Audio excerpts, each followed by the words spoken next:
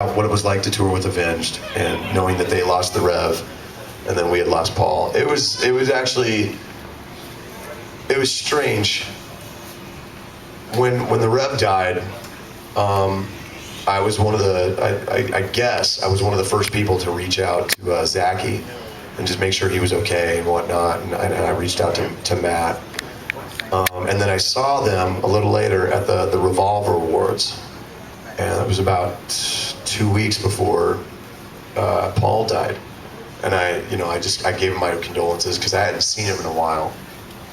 And then Paulie died, and then one of the first texts I got was from Matt and Zachy, and they, right out of the gate, they were just like, dude, whatever you need, just let us know. So when we went on the road together, it's not a conversation you just immediately jump into, you know? I mean, it was one of those things where I wasn't even talking to the press about it, and neither were they, really. It was a matter of, hey, it's just really good to see you. You get a couple weeks in, and that's when you start talking and stuff, and it was really just kind of about remembering, you know? Like, you start talking about it, and it was cool because the guys in Avenged have been Slipknot fans for a long time. So I've got, well, you call him Sinister, I call him Brian, because that's his name. I'll call him Gates, how about that? I got Gates talking to me and just drilling me with questions, just like, when was the first time you wore a mask? What'd you do the first time? Yeah, what does this mean?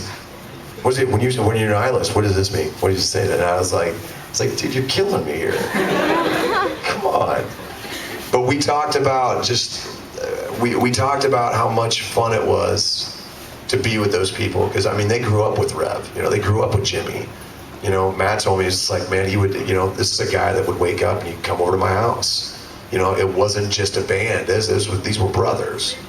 And that's the way it was with me and Paul, you know? I mean, for the longest time, we lived together. Like, before we got signed, me and him had a crappy apartment on 28th Street. And he was living in the solarium. I was living on the couch because I broke up with my girlfriend and I had nowhere to stay. I was like, well, I'll just sleep on this shitty couch then. And it was right before we went on Ozfest '99. So it was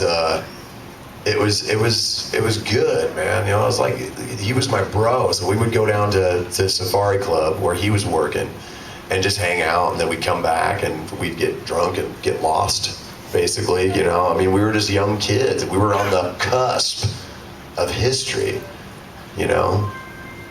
So it was good to kind of share that with those guys. I mean, you know, I know that Avenged catches a lot of flack sometimes in the press, but I will defend them to the day I die, because they're not only great kids, they're great guys, great musicians, and they have a heart, you know, they really do, and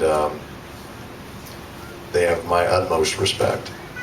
So I guess that's where we'll leave that at.